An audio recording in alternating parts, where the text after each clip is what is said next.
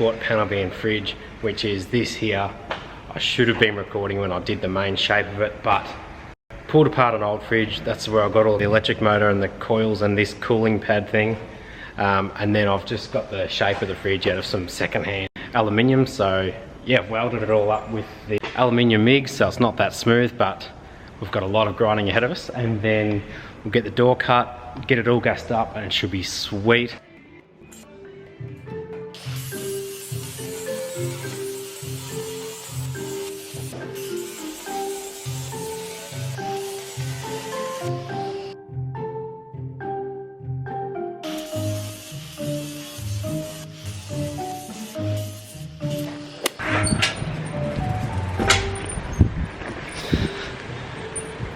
Ride all the way to my shed, and we're here.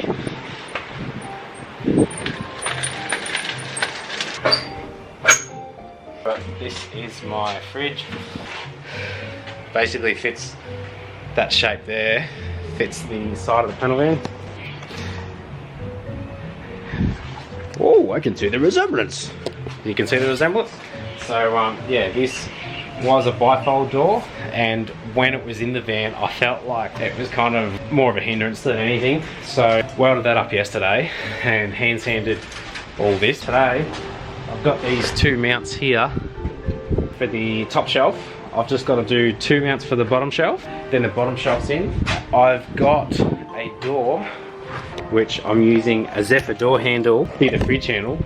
Then we're getting pretty close to powder coating it and then getting it gassed up. So the donor fridge was an old caravan one, and I've had to cut that up and all that, but we'll have to get a fridge mechanic to fix that. I bought this laser level thing from Super Cheap just a second ago. Hopefully the laser level can help me with the fridge, because it's got so many round surfaces on it, it's really hard to get a level, and I don't want my shelves to be like that or else the milk's all going to slip. How am I supposed to weld in this? So in this clip now, you're just seeing me scrub up the aluminium with my wire wheel on the Milwaukee drill, because it's been out in the weather for so long. It's just impossible to get a good weld on dirty alloy. So that's my trick. Sometimes put a bit of thinners on afterwards, and yeah, I think I just had it on about 100 amps or 90 amps to get some hot tacks on there, and yeah, any gaps that come through, I just smashed it back down with a hammer. As you can see, the conditions of that welding weren't really ideal, but that's what you get when you don't plan ahead. I really should have had these welded in before I put that back panel in, and that back panel needs to come out for powder coating. So welded on these things, and it was a bitch trying to get those welds done. I don't even know if you can see that. It was a bitch trying to get them done, and yeah, now I'm going to try out my new Super Cheap Auto laser level.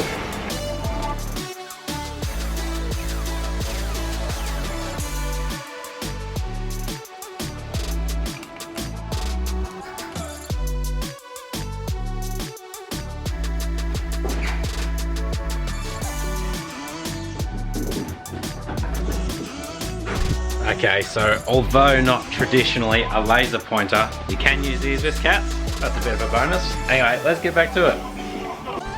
Alright, I'm an idiot and just realised that there's no square edges on the side of that, and it's only got a single line, so that's kind of pretty useless for me horizontally, even if I tip the fridge up. So I've just done the old school thing, got the fridge level, bubble in the middle there.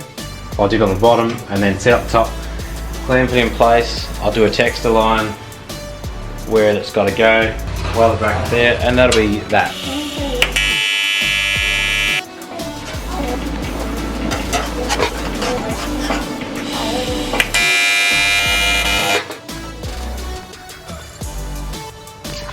Beautiful.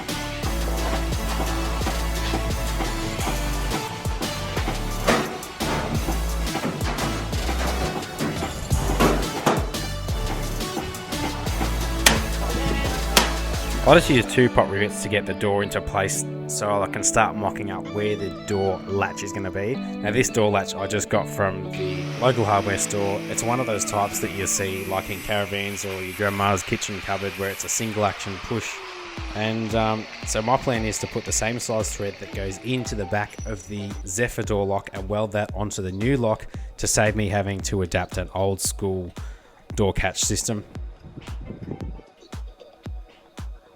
Now I figured out when I was welding the thread onto the new door lock that there's a lot of zinc or something in the metal itself, so I welded it like 25-30 amps on my SWS LMT 200. Seems to be the go, and it's just right at the end you see it puff a bit of smoke. I think that was just extra stuff on the surface that I didn't clean off properly.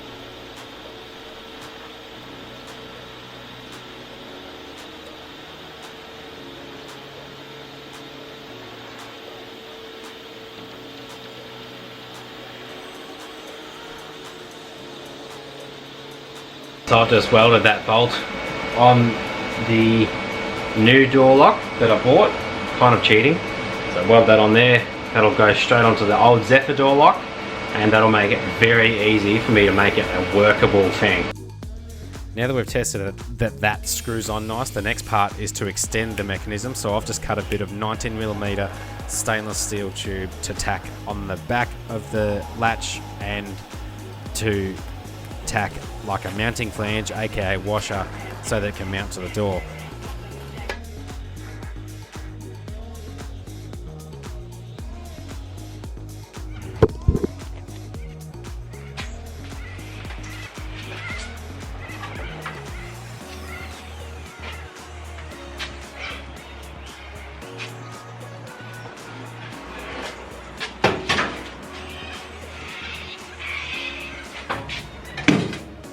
So to mount these cooling line plate on the back, I just cut some 20mm alloy box section and put in some riv nuts or nutserts or avdales, whatever you call them, and welded those to the back of the fridge. I did this and I gave it a gap in case I need to insulate behind it, which I'm not too sure of yet, and that means that it gives it really easy access to actually install.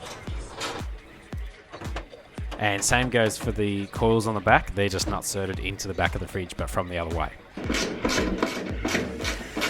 And yeah, I've just given an access panel so that the coolant line can be, or refrigerant line can be reworked post powder coating. So that's why that's off now. I'm putting in the control switch, and once that was in, the last thing I needed to do was pop rivet the door on for the last time.